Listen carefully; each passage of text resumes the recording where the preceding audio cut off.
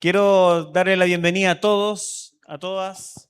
Bienvenidos a las personas que nos visitan por primera vez. Siéntanse en casa, ¿ya? Siéntanse en casa. Estamos estudiando el libro de los Salmos y hoy día quiero, por favor, llevarlos al capítulo 18 del libro de los Salmos. Les quiero pedir que, por favor, puedan abrir en el capítulo 18 del libro de los Salmos. Y vamos a tener hoy una reflexión en ese o desde ese capítulo.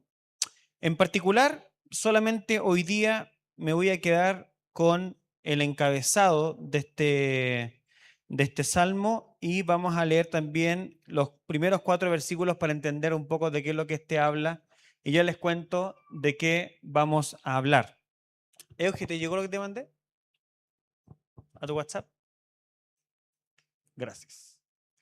La Euge nos va a proyectar el título de lo que vamos a hablar hoy día. Les quiero contar que hoy estaba nuestro querido hermano Bastián Sandoval, estaba a cargo del mensaje, eh, pero lamentablemente ayer su hija Alma tuvo un accidente que impidió que él estuviera hoy acá y la niña tuvo que irse de urgencia al hospital porque se pegó muy fuertemente en la cabeza y por procedimientos médicos debían estudiarla por 24 horas.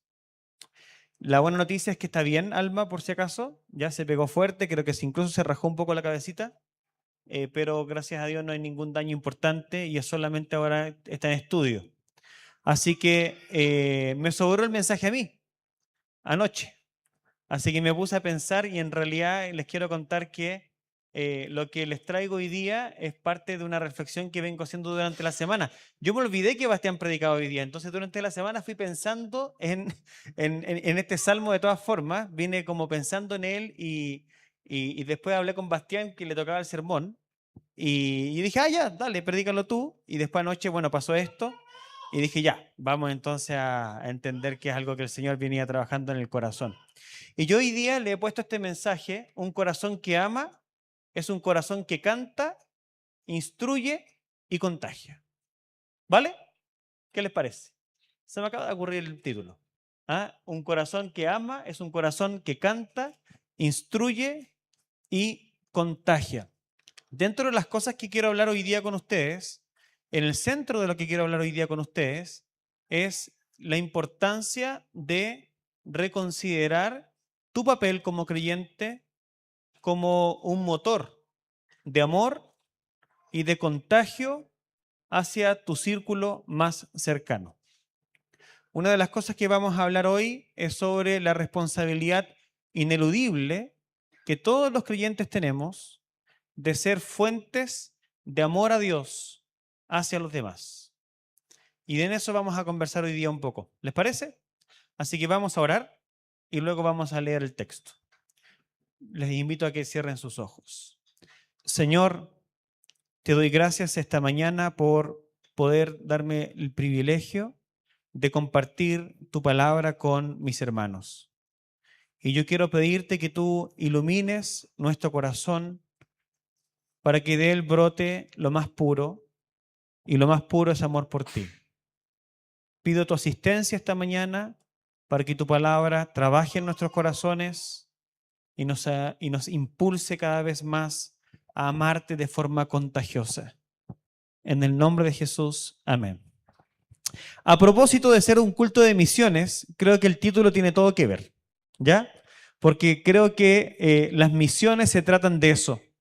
Se tratan de llevar el amor de Dios que ha reposado en nuestros corazones hacia nuestros vecinos. John Piper escribió un libro que es muy famoso en misiología, que se llama Alégrense las naciones, o Let the Nations Be Glad, si no me equivoco, está en inglés. ¿Lo leyeron algunos de ustedes o no? ¿Quién leyó ese libro? Súper bien, somos una iglesia instruida. ¿Ah? No, estoy leseando, sí, no es necesario, digamos, digamos, la gente no lo va a leer porque sí, pero es un libro que te recomiendo. Alégrense las naciones. Y lo que dice John Piper en ese libro, que es una maravilla de libro, la verdad, es que nadie puede ir a las misiones y nadie puede considerarse un misionero si no tiene primeramente una alegría transbordante en su corazón. Y es la alegría de haber sido alcanzado por Dios, la alegría de haber sido rescatado de los pecados, es la alegría de haber sido rescatado de la condenación del pecado y tener la expectativa de atravesar el juicio final invicto por el hecho de tener un abogado a nuestra diestra que es Jesucristo. Dice John Piper que tomándose de los libros de Westminster y recordando esa premisa universal que prácticamente dentro de la iglesia protestante o reformada, la idea de que efectivamente los seres humanos hemos sido creados para la gloria de Dios y para regocijarnos en Él. Por lo tanto, un corazón misionero es el corazón que tiene dentro suyo, alberga dentro suyo un regocijo por la gloria de Dios. Las personas que se regocijan en la gloria de Dios pueden traspasar fronteras y llevar ese regocijo al mundo, al vecindario, a la familia. Y eso es lo que está, queridos hermanos, en el Salmo 18. Y lo que vamos a hacer es leer el encabezado y los primeros 4 versículos. Por favor, les invito a que abran sus Biblias o que en su defecto puedan leer la escritura que van a proyectar nuestros hermanos de este Salmo 18. Y fíjense que interesante porque este Salmo tiene un encabezado un poco más largo que los que normalmente estamos acostumbrados a leer.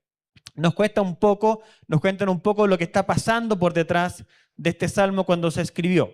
Y dice así, dice, para el director del coro, salmo de David, siervo del Señor, el cual dirigió al Señor las palabras de este cántico, el día que el Señor lo libró de la mano de todos sus enemigos y de la mano de Saúl, y dijo, y parte. Entonces, ¿dónde nace este salmo?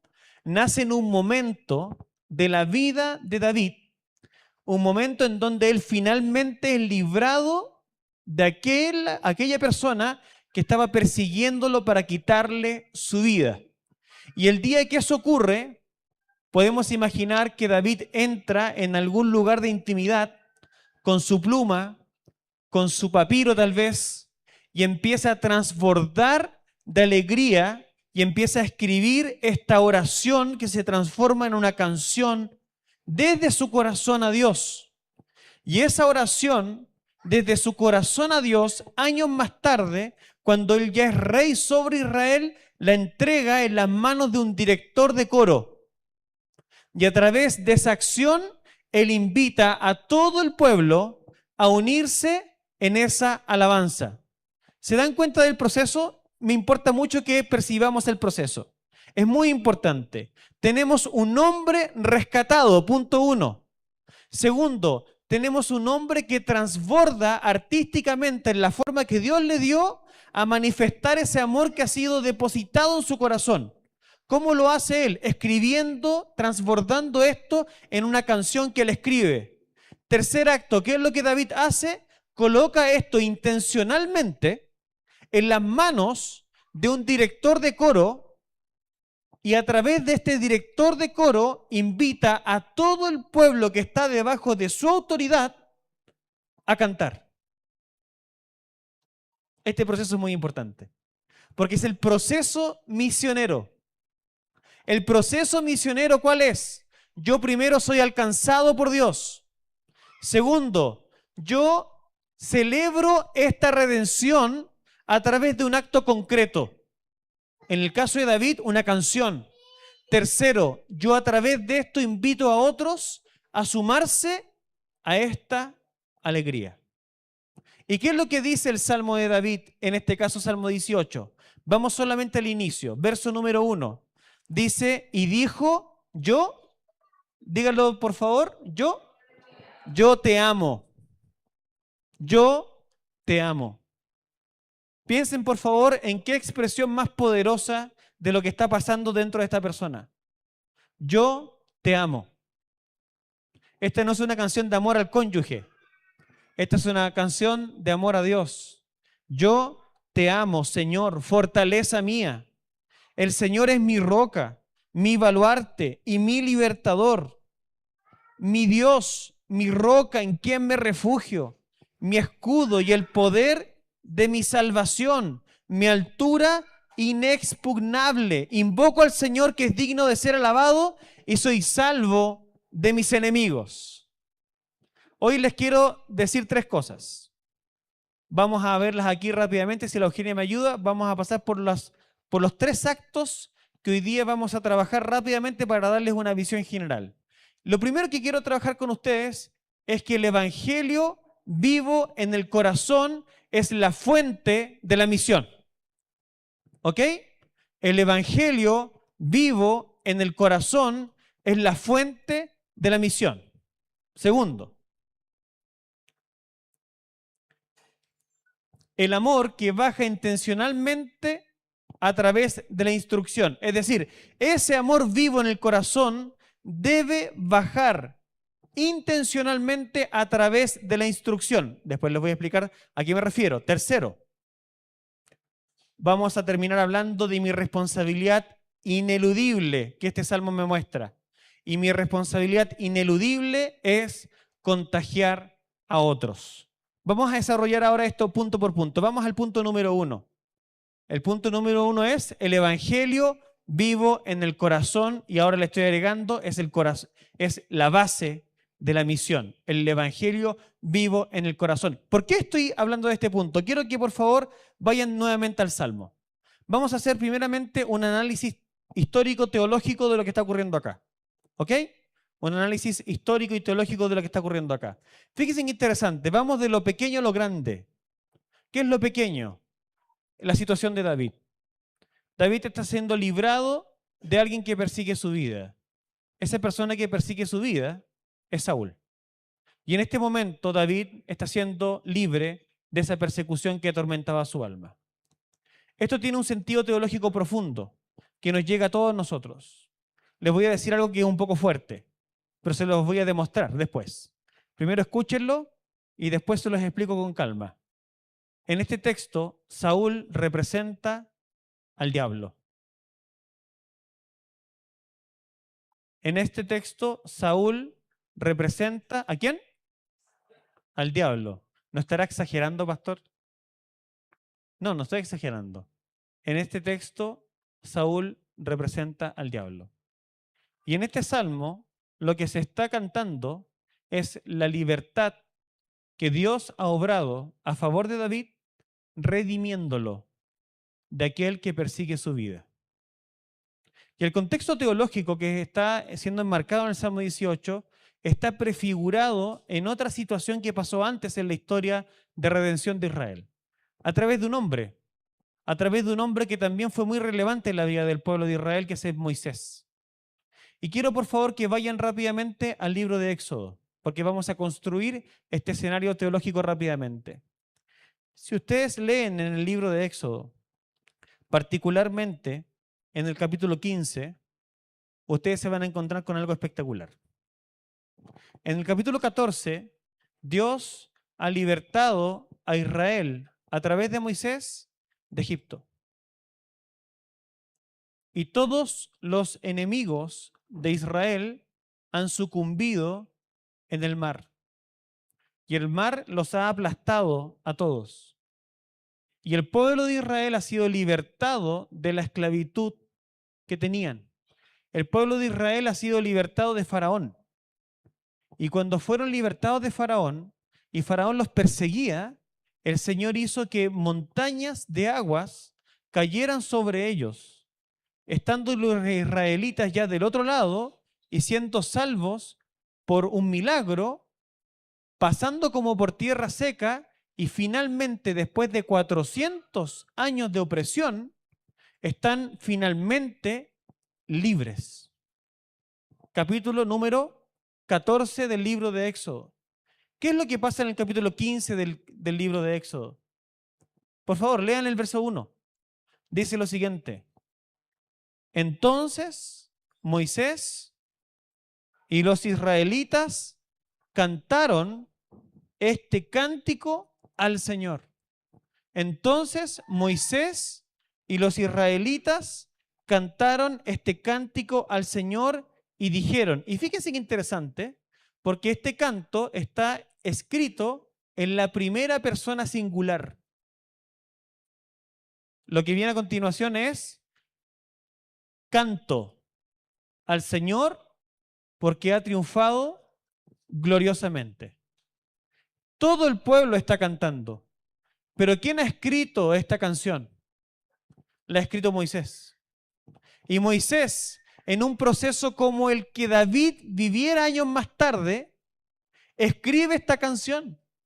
Y esta canción que habla de la redención que Dios ha ejecutado en favor de él y de ellos, Moisés ahora ¿qué hace? La coloca en la boca del pueblo. Y todo el pueblo ahora está celebrando la redención. Está celebrando el hecho de que Dios ha exterminado a los que persiguen el alma, ha exterminado a los que persiguen la vida y ha librado a Israel de sus temores. Entonces Moisés se levanta como alguien que entiende esta redención, la pasa al papel en una canción de amor y la coloca ahora en los labios del pueblo para que todo el pueblo se regocije. Díganme si no es el mismo proceso por el que pasa David. David es librado de quien persigue su vida, expresa eso en una canción de amor y esa canción de amor la pone ¿a dónde? En el director del coro para que todo el pueblo pueda regocijarse con él. Pero pastor, ¿qué tiene que ver eso con el diablo? Usted dijo que Saúl era el diablo. Vamos a Hebreos capítulo 2, porque vamos a armar el contexto teológico para que entendamos lo poderoso que estamos hablando. En Hebreos capítulo 2, el autor de Hebreos está hablando y empezando a discurrir sobre Jesucristo. Y nos va a decir que Jesucristo es la expresión máxima de Dios para nosotros porque es Dios mismo. Y mientras construye la figura de Jesucristo, el autor de Hebreos va a hacer un paralelo. Y el paralelo es comparar a Jesús, ¿saben con quién? Con Moisés. En esta primera parte del libro de los Hebreos, él va a comparar a Jesús con Moisés. Y la forma en que lo hace es magistral. Porque la forma en que lo hace está apuntando estrictamente al corazón de este líder. Y el corazón de este líder Jesucristo lo lleva a él también a una canción de amor, y esa canción de amor él quiere colocarla en los labios de todos los que han sido redimidos por él. Veámoslo funcionando, porque no me creen. Vamos a Hebreos capítulo 2.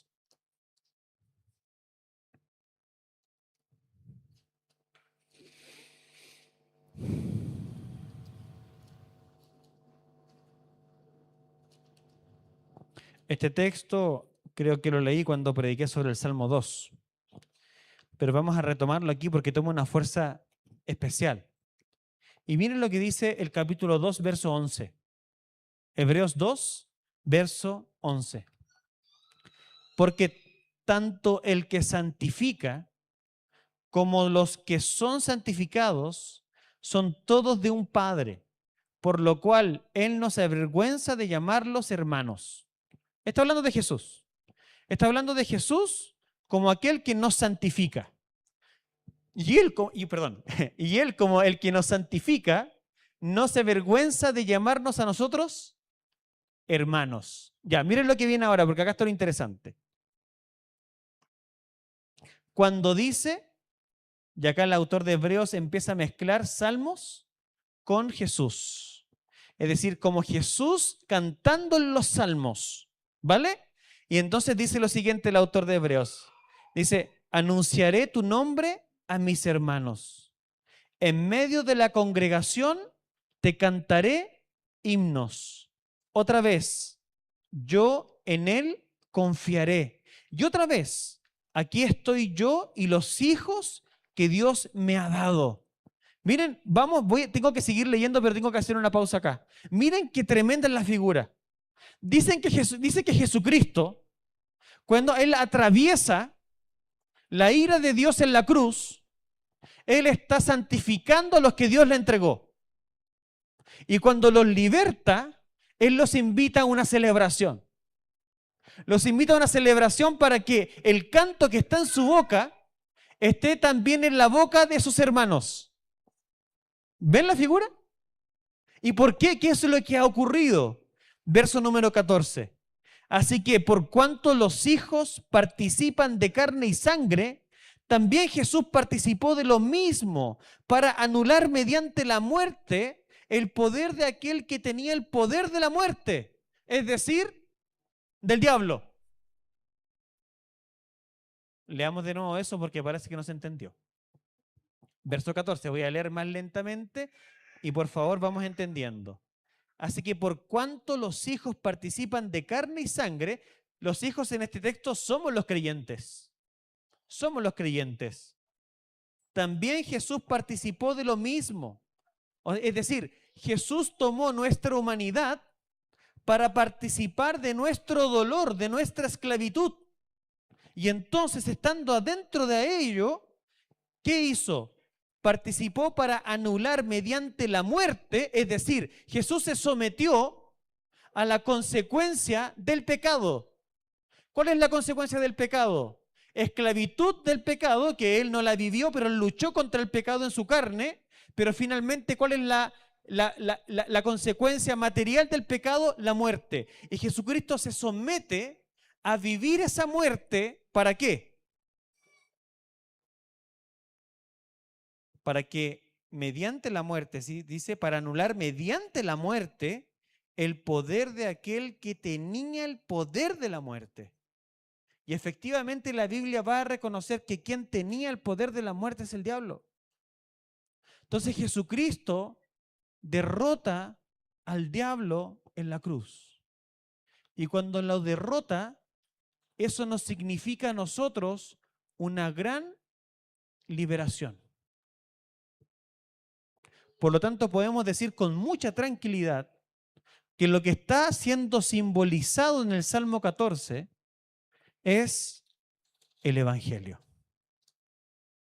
Es el Evangelio.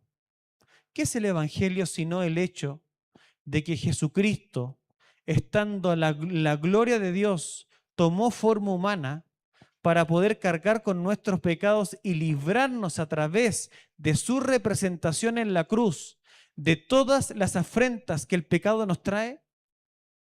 El Evangelio es la buena noticia de que hubo uno que era Dios y hombre al mismo tiempo, que tomó nuestro lugar en la cruz para que nosotros fuéramos libres a través de esa sustitución. Pero no solo eso, fuéramos libres ¿para qué? Fuéramos libres para, escuchen esto, para adorar. Fuéramos libres para adorar. Y la adoración en la Biblia tiene al menos dos sentidos. Tiene un sentido amplio y tiene un sentido estricto. Un sentido amplio, toda tu vida a los pies de Jesús. Toda tu vida, tu familia, tu trabajo, tus estudios, tus emprendimientos, tus negocios, tus dolores, tus angustias, todo rendido a los pies de Jesús. Pero la adoración aquí, ¿saben qué sentido tiene? Un sentido estricto. ¿Cuál es el sentido estricto? Son las canciones que nosotros elevamos a Dios cuando nos reunimos como familia. Voy a repetir esa parte.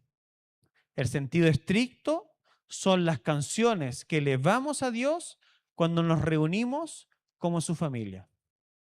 Muchas personas piensan que las canciones son un agregado en el culto y que si hubiera solamente una predicación, el culto está listo. Y yo te quiero decir lo siguiente, falso. ¿Saben por qué es falso? Porque la exposición bíblica no es el fin, es un medio. La exposición bíblica es un medio para que tu corazón se regocije en entendimiento, para que des una adoración racional a Dios. La finalidad del culto es la adoración. Y la predicación bíblica es un instrumento para que tú adores más y mejor a Dios. Es para que cuando tú te pares y abras tu boca, entiendas lo que estás cantando. Es para que entendamos que Dios a todos nosotros nos ha redimido del poder del diablo y nos ha puesto en un lugar seguro junto a Jesucristo. Y Jesucristo, como nuestro libertador, nos invita a cantar con Él. Así como Moisés un día invitó al pueblo a cantar con Él. Así como David un día invitó al pueblo a cantar con Él. Jesús nos invita a cantar con Él. Por lo tanto, la primera corrección que nosotros aprendemos hoy es que nosotros no podemos minimizar el canto en la iglesia. Nosotros no podemos devaluar el canto congregacional, porque el canto congregacional es la expresión suprema de adoración de un corazón redimido que entiende el Evangelio. Eso está en toda la Biblia, se los acabo de mostrar. Moisés, David y, más importante, Jesús. Y Jesús nos comenta en la revelación del Apocalipsis que cuando nosotros estemos ante el gran trono blanco, saldrá una canción de parte de esta multitud que estará allí. Y esa congregación que va a cantar, digno es el Cordero que fue inmolado. Digno es el Cordero que fue inmolado. Y a través de ese Cordero, multitudes de pueblos, naciones, fueron redimidas para nuestro Dios. Eso dice el libro de Apocalipsis. Es decir, es un gran regocijo colectivo, es un regocijo universal de todos los redimidos que nos encontraremos ese día y cantaremos al Señor. ¿Y cantaremos qué cosa? Cantaremos el Evangelio. Porque cuando nosotros cantamos dignos el Cordero es el corazón del Evangelio, porque a través del sacrificio del Cordero nosotros hemos recibido la redención y la remisión de nuestros pecados. Por lo tanto, un corazón que ama es un corazón que ha recibido el poder del Evangelio a su favor y ha comprendido esta liberación. Punto 1. Y esta es la primera estación a la cual nos invita este salmo. Entender, queridos hermanos, entender, amigo, tú que hoy día nos visitas, entender que el corazón de esto se trata esto.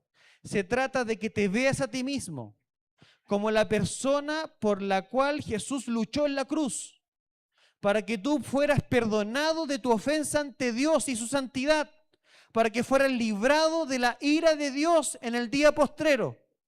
Y si eso tú lo entiendes en tu corazón, de tu corazón va a emanar amor. Y de tu corazón va a emanar palabras de amor. Y vas a decir con todo tu corazón, yo te amo, oh Dios. Yo te amo.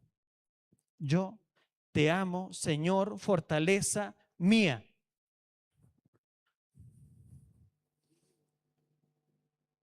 ¿Hay amor en tu corazón?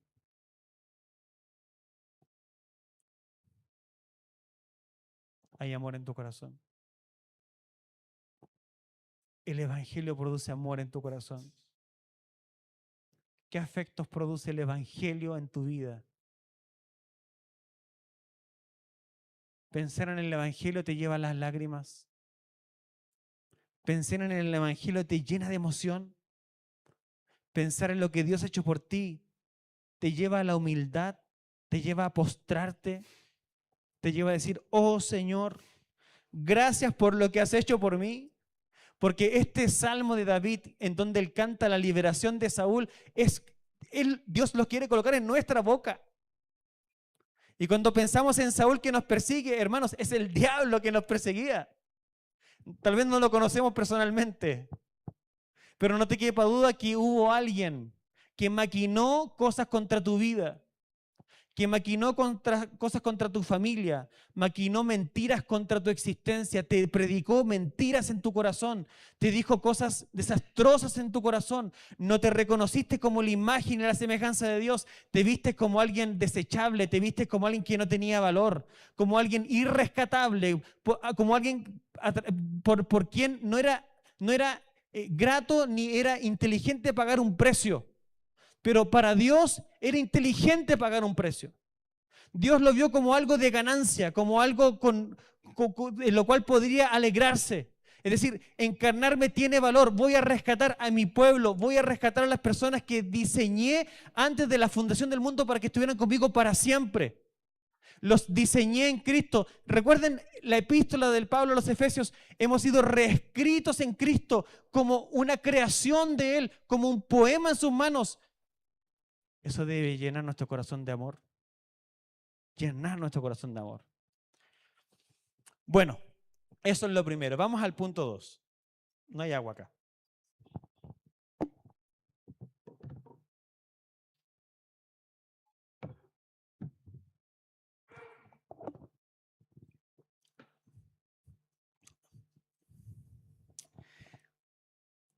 Esto es maravilloso porque esta persona que ha sido recipiente de este amor maravilloso de Dios debe naturalmente llegar a un punto en donde intencionalmente Él quiere mover a otros a lo mismo. Entonces, ¿qué es lo que dice este salmo? Para el director del coro. Para el director del coro. Y aquí quiero hacer un paréntesis que es muy importante, hermanos, que también tiene un trasfondo teológico. Toda renovación espiritual en el pueblo de Israel y en la historia de la iglesia ha renovado la adoración dentro de sus fronteras. Toda renovación espiritual a favor de Israel en el Antiguo Testamento y a favor de la iglesia en el Nuevo Testamento y en la historia de los últimos 2000 años ha provocado la renovación de la adoración dentro de las fronteras de la iglesia. ¿Qué estoy diciendo? Estoy diciendo que cuando ha habido renovación espiritual, ha habido un cántico nuevo dentro del pueblo de Dios. Ya vimos el caso de Moisés. Y el caso de David es muy interesante. Es muy interesante porque David es la persona que retoma el culto desde los días de Josué. No sé si ustedes sabían eso. Desde los días de Josué. Han pasado prácticamente unos 300 años en donde no ha habido culto al Señor en Israel. Y cuando David sube al trono, ¿saben lo que él hace? Él instaura cantores, familias a cargo de la adoración nacional. Eso es lo que él hace. Es decir, él recrea un ambiente en donde Dios debe ser reconocido por el pueblo desde el corazón. Es decir, él toma acciones conscientes para que el pueblo pase a entender y a reconocer lo que él ha entendido. Y David entiende que la música tiene poder. David entiende que la música afecta los afectos, que la música es capaz de cambiar lo que una persona piensa y siente. Entonces David escribe y coloca estas cosas en las manos de un director de coro que guiaba al pueblo bajo la instrucción de este rey que hacía las veces de pastor. ¿Cuándo pasó de nuevo esto? Pasó de nuevo en los días de Josías. En los días de Josías, la palabra del Señor estaba escondida. No estaba presente. Estamos hablando de la tribu de Judá. Israel ya se había dividido en dos. Y cuando Josías encuentra la ley, dice que él rasga sus vestiduras. ¿Y saben lo que él hace? Él instaura y restaura el culto a Dios en Israel. Y dice que en los días de Josías se celebra una Pascua, porque recuerden que el culto a Dios se celebraba en torno a un sacrificio, que simbolizaba lo que Dios haría en el futuro con Jesucristo y lo que Dios ya había hecho a través de Moisés.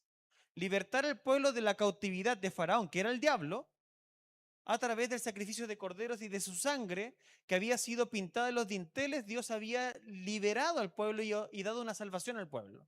Entonces Josías, cuando entiende la ley, porque empieza a leerse la ley y él empieza a entender el Pentateuco, él llama a todo el pueblo y lo llama a la adoración. Y cuando él lo hace, dice que él derriba la idolatría que había en el pueblo. Es decir, él empieza a entender, el rey Josías, que la adoración a Dios no podía convivir con otras adoraciones. Entonces, cuando hablamos de un amor que baja intencionalmente, es un amor que entiende la exclusividad del Evangelio. Yo entiendo que Jesucristo es el único Rey y Señor y que nadie puede competir con Él. Por lo tanto, todo lo que pueda eventualmente competir con Jesucristo empieza a exterminarse de la vida porque Él es el único centro. Eso es lo que hace Josías. Léanlo en Reyes, Primera de Reyes 22, si no me equivoco. Si no es primera, segunda, pero 22. ¿Cuándo más ocurre esto? No me quiero detener mucho en estas historias porque son largas, darían para otros mensajes. Pero quiero solamente referirme a un evento más que es muy importante. Y es lo que ocurre en días de Nehemías. Lo que ocurre en días de Esdras y en días de Nehemías. Porque el libro de Reyes fue escrito para contarle al pueblo que estaba cautivo en Babilonia las razones por las cuales ellos habían caído cautivos. De manera que cuando el pueblo que estaba en Babilonia leía su historia, leía de múltiples reyes que se olvidaron del Señor. Y entre medio leían de Josías, un rey que no se había apartado del Señor. Solo que en el libro de Reyes, donde se habla de Josías, hay una cláusula. Y la cláusula dice lo siguiente, que se le da a Josías por medio de un profeta. Dice que el pueblo ha prevaricado, que el pueblo ha hecho lo malo ante Dios y que vienen días malos en contra de este pueblo. Pero no serán días de Josías porque Josías ha humillado su corazón ante Dios. Es decir, Josías forma un paréntesis de renovación nacional, pero luego que Josías muere, el pueblo vuelve a sus prácticas y entonces la condenación de sus prácticas viene sobre ellos y ellos se van cautivos a Babilonia. Pero llega un tiempo en donde se cumplen esos años y el pueblo vuelve a Jerusalén para poder restaurar la vida. Y vuelve de la mano de dos líderes que son siempre citados acá en los sermones, que son Esdras y que son Nehemías. ¿Y qué es lo que ocurre? Se vuelve a repetir lo que estamos comentando acá. Esdras lee la ley a todo el pueblo se humilla, el pueblo se arrepiente. Es tanto así que a las mujeres extranjeras las expulsan. Porque empieza un periodo de santificación en el pueblo, es decir, donde la idolatría tiene que salir de medio de la vida del pueblo. ¿Y qué es lo que viene después de eso? Ustedes van a darse cuenta que lo que hace Nehemías es interesante. Porque Nehemías cuando lee se da cuenta de que habían familias a las cuales se les había encargado la adoración en el pueblo. Y entonces lo que hace Nehemías es tomar esas familias, empieza a ver la genealogía, rescata las familias que tenían esa función y las coloca nuevamente en esas funciones para renovar el culto y la adoración a Dios. ¿Cuál es el factor común de estas historias? Una historia de redención que precede, en donde hay un pueblo que es consciente de la historia de redención que Dios ha obrado a su favor. Segundo, líderes que intencionalmente guían al pueblo a una comprensión. Tercero, la reedificación del altar, en donde Dios es adorado, en donde la música y el canto congregacional vuelven al punto y en donde el pueblo se regocija con himnos de victoria a Dios por lo que Él ha hecho a su favor. Múltiples ejemplos en el Antiguo Testamento. Y ahora Jesucristo está allí en medio como el gran rey haciendo lo mismo. ¿Qué tiene que ver esto con mi vida? Tú te preguntas. Tiene todo que ver con tu vida. Porque tú, primero que nada, eres el responsable. Y vamos al tercer punto, Eugenia, porfa, porque de aquí vamos a construir otras cosas más. Porque todos los que hemos recibido el Evangelio, ¿cuántos han recibido el Evangelio? Yo lo he recibido. Todos los que hemos recibido el Evangelio estamos en un lugar de responsabilidad ineludible ante la adoración a Dios. Tú tienes una responsabilidad ineludible que parte contigo mismo. Y no quiero parar allí, quiero hablar de la responsabilidad que nos trasciende. Pero es importante este punto. Esta responsabilidad es ineludible primeramente en relación a ti. Tú tienes que encargarte de que en tu vida haya una canción para Dios.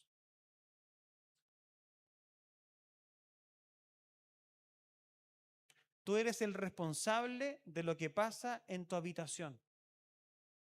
Y en tu habitación se requiere una canción de amor a Dios. Una canción de amor a Dios que recuerde lo que Dios ha hecho en tu favor. Lo que Dios ha hecho tal vez materialmente en tu vida a través de tu propia historia, pero principalmente de lo que Dios ha hecho a tu favor en Cristo Jesús, en la cruz.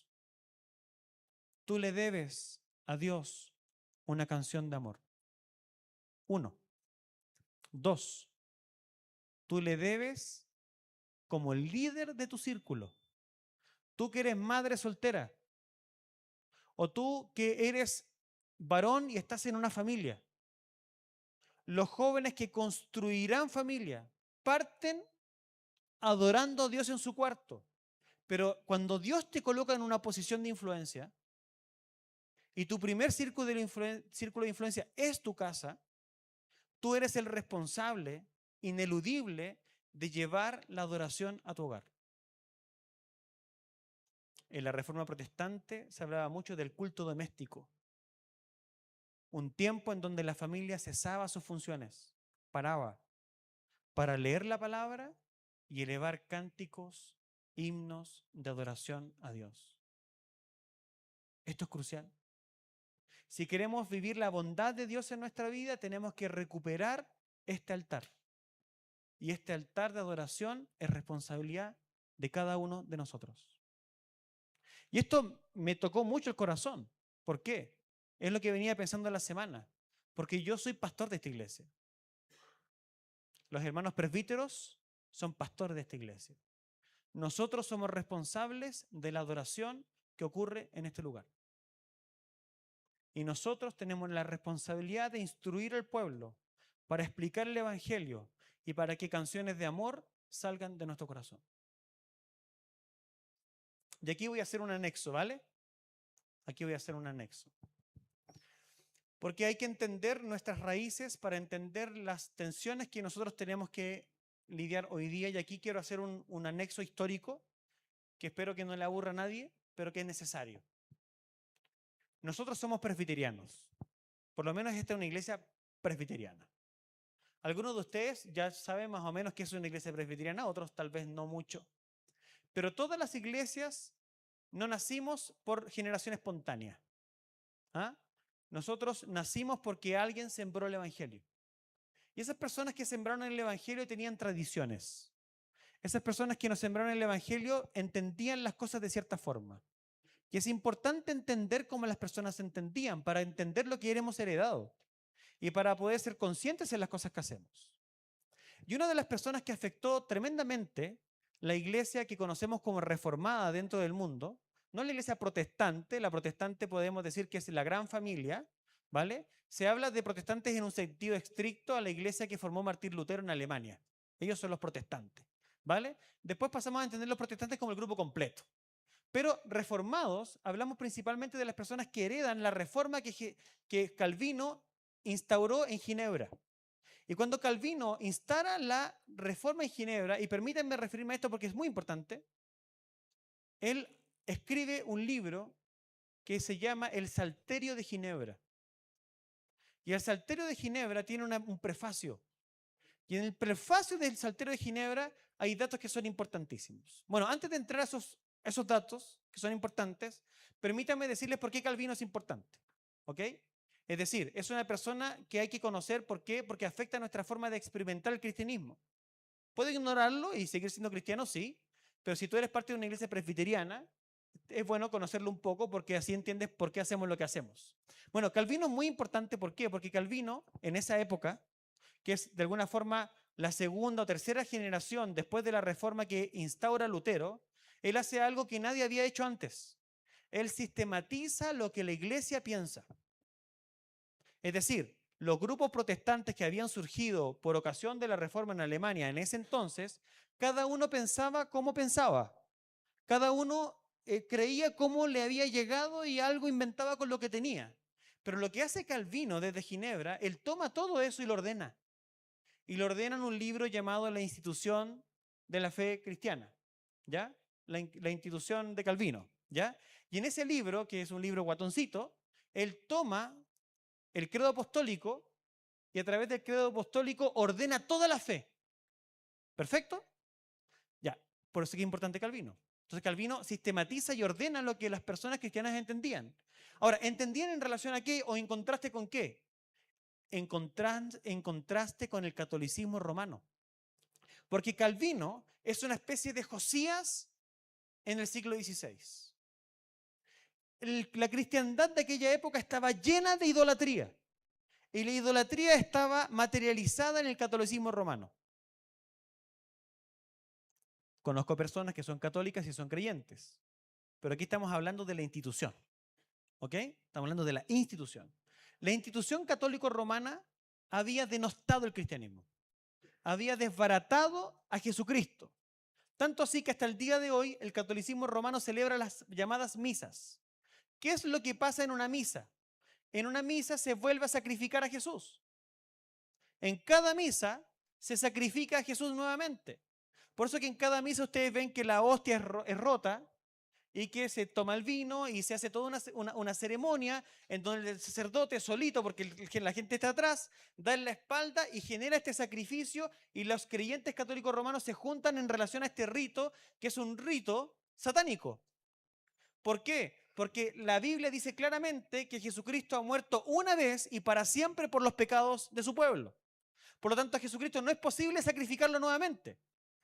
Aquel que entienda la cena o lo que ellos llaman de esta comunión que celebran o la misa que celebran los católicos romanos como la nueva ejecución de Cristo, están rompiendo con la liberación que la Biblia dice que Jesús ya inició o consumó en la cruz.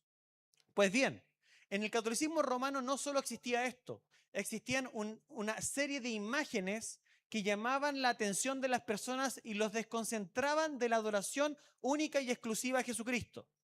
Y además de eso, la escritura en esa época no estaba en lengua vernácula. ¿Qué significa eso? Que la escritura estaba en un lenguaje que solo entendían los sacerdotes. Estaba en latín, ¿ya? O en griego. Entonces el pueblo no tenía acceso a la escritura. Por eso que una de las grandes consignas de la Reforma Protestante es solo Cristo y sola escritura. ¿Por qué? Porque la Reforma Protestante en los labios de Calvino o en la pluma de él pasa a entender de que estos centros se deben volver a recuperar. Todo esto que estoy contando tiene un fin después, tranquilo, paciencia, ¿ya? Pero se tiene que recuperar. Entonces Calvino, cuando trata de ordenar el cristianismo, está combatiendo en contra de Roma. Y en contra de Roma, lo que tiene que hacer él es colocar la Biblia nuevamente en el centro. Y él entonces va a enfatizar en sus enseñanzas que en el culto cristiano hay solo 3 elementos del culto cristiano. Y él habla de 3 cosas. Él habla de la escritura, de la exposición de las escrituras, él habla de la oración y él habla de los sacramentos. Y él no habla de la música. Entonces, ¿qué es lo que está ocurriendo acá?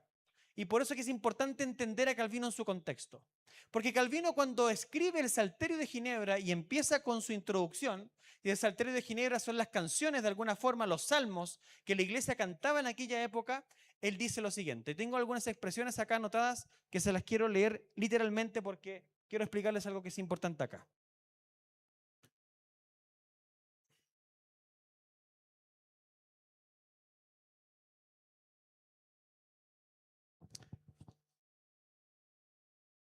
Una de las primeras cosas que Calvino indica que es muy importante es lo siguiente. Dice así Calvino, en el prefacio que él hace al Salterio de Ginebra.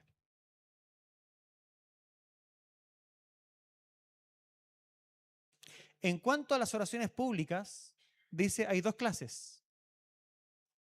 Unas solo con palabras y otras con el canto. Unas son solo palabras y otras son canciones. Calvino no nombra a la música dentro de los elementos del culto como parte esencial porque él entendía que la oración era música o la canción era oración cantada. Y esto es muy importante porque nosotros vamos a ver en círculos reformados, y aquí yo quiero llegar al punto de la importancia de la celebración pública del canto en los cultos. Ahí es donde estoy intentando caminar, pero quiero explicarles por qué es importante hacer este recorrido, ¿ya? Es importante, ¿por qué? Porque en muchos círculos reformados se habla de la simple centralidad de la predicación. Pero lo que quiero explicarles es que en ningún caso la Reforma Protestante excluyó la canción de dentro de la importancia de la renovación espiritual del pueblo. Al contrario, la afirmó. Solo que no está explícitamente como nos gustaría que estuviera escrita, porque Calvino tenía otros problemas. Los problemas que tenía Calvino se llamaban catolicismo romano. Y Calvino está luchando en contra de la misa. Y en relación a eso, él obviamente codifica la forma de entender sus cosas con ese adversario que tiene enfrente. Y por eso que no trabaja esto de la forma en que nosotros los más modernos nos gustaría leerlas, porque él tiene otra situación. No obstante eso, miren lo que él dice. Dice lo siguiente. Dice, Calvino reconoce el poder del canto para mover e inflamar los corazones, de manera que él indica, citando a Agustín, que debe la música tener peso, ojo aquí los músicos, tener peso y majestad. Les voy a leer literalmente lo que Calvino escribe. Dice, y en verdad sabemos por experiencia que el canto tiene gran fuerza y vigor para mover e inflamar los corazones de los hombres, a invocar y a alabar a Dios con un celo más vehemente y ardiente. Siempre debe cuidarse que el canto no sea liviano ni frívolo, sino que tenga peso y majestad, como dice Agustín. Estoy haciendo esta detención en esta explicación. ¿Por qué? ¿Por qué la estoy haciendo? Porque quiero que entendamos, los que somos presbiterianos más antiguos, que no hay ninguna contradicción en cantar espiritualmente a Dios en majestad y con peso con nuestra tradición reformada. Al contrario, la reivindica. Lamentablemente, las generaciones después de Calvino no entendían o no se detuvieron a entender lo que se propuso. Eso es normal en la historia de todas las sociedades. Normalmente hay una generación que construye conceptualmente las sociedades y las generaciones subsiguientes simplemente viven dentro de esos moldes sin cuestionarse por qué existen. De forma que por muchos años a muchos grupos presbiterianos se los tildó de frívolos o de celebrar cultos muertos. Y la verdad es que en muchos de los casos tenían razón. ¿Por qué? Porque simplemente se siguió la receta de forma irreflexiva. ¿Qué significa eso? Párense porque vamos a cantar. Siéntense porque terminamos de cantar. El hermano A hace una oración. El hermano A termina de orar y todos estamos en silencio. Efectivamente, podemos decir que en muchos de estos casos hay un culto frívolo, pero no fue la intención de los reformadores. Los reformadores entendían el poder de la música. Y era tanto así que Calvino llega a decir en su introducción a este salterio que la música, si era posible, se intentara usar solo para fines sagrados. ¿Por qué? Porque la música como canal de transmisión de ideas falsas es muy poderosa. Calvino indicaba lo siguiente, que era muy posible que a alguien se le instalaran pensamientos lujuriosos si la plataforma de conducción de esos pensamientos era la música. Y nosotros desde la modernidad, 500 años más tarde, nos damos cuenta que Calvino tenía la razón. Porque hoy día si tú prendes la radio, la música te hace mover los pies, mover las manos e incluso empezar a bailar cosas que en su contenido son completamente aberrantes. Por lo tanto, si algo puede hacer bien una iglesia reformada, es tomar ese poder que la música tiene y consagrarlo a Dios. No sé si me estoy explicando, hermanos. Nosotros necesitamos tener reuniones en donde nos unamos al canto de Jesús y en donde de forma intencional celebremos la victoria que hemos tenido en Él. Porque no hay ninguna contradicción, porque incluso si hubiese un mal entendimiento de la reforma, la Biblia está por sobre la reforma. Y la Biblia nos instruye y nos dice que nuestro corazón debe ser únicamente para nuestro Señor y Salvador Jesucristo. Y cada vez que nosotros nos reunamos, y eso es lo que hacemos cuando nos reunimos cada domingo, nos reunimos a celebrar la victoria de Jesús sobre la cruz. Nos reunimos a saludar la victoria que viene cuando Él venga por segunda vez. Y cuando lo hacemos, la Biblia nos está instruyendo, debemos hacerlo con un corazón amante, con un corazón cautivo, con un corazón derramado, con un corazón que proclama, con un corazón que celebra. Por lo tanto, necesitamos, si queremos cultivar una renovación espiritual en nuestro medio, retomar la música como una expresión de oración y adoración a Dios, en donde las columnas de este lugar retiemblen ante la celebración, que no significa que Jesucristo nos haya liberado de nuestros pecados y de la muerte y del infierno. Si eso no ocurre aquí, yo les pregunto, ¿dónde ocurre? ¿En una discoteca? ¿En un concierto? Debe ocurrir aquí, porque nosotros somos los hermanos de Jesús, a los cuales Jesús mismo llama para que nos unamos a esta adoración. Y en ese sentido, nosotros, eclesiásticamente hablando, tenemos una responsabilidad que debemos asumir con intencionalidad. La responsabilidad de que del menor al mayor, todos conozcamos al Señor y proclamemos su nombre y celebremos su salvación. En definitiva, 3 cosas que tenemos que recordar al terminar este mensaje. Primero, tu primera preocupación es contigo. Tu primera preocupación es contigo. Si tú has recibido el Evangelio, Dios está esperando de tu parte una canción de amor de respuesta. Segundo, Dios te ha puesto en algún lugar de influencia, en alguna relación familiar de influencia, en alguna relación de amistad de influencia, en alguna posición dentro de esta comunidad de influencia. Tu responsabilidad es guiar a la adoración intencionalmente. Y tercero, esta responsabilidad es ineludible, porque los afectos salen. Y el que ha sido rescatado palpitará por este Redentor que le ha perdonado sus pecados. Porque al que mucho se le perdona, mucho ama. Vamos a orar. Señor, te doy gracias por este salmo maravilloso que nos invita a darte lo mejor de nosotros a ti, a darte nuestro amor. Y que te pido, Señor, que así sea en todas las áreas de nuestra vida, que nuestra vida cante del amor que te tenemos, que nuestras acciones, que nuestra intimidad, que nuestras relaciones canten del amor que te tenemos para la gloria de tu nombre. Amén.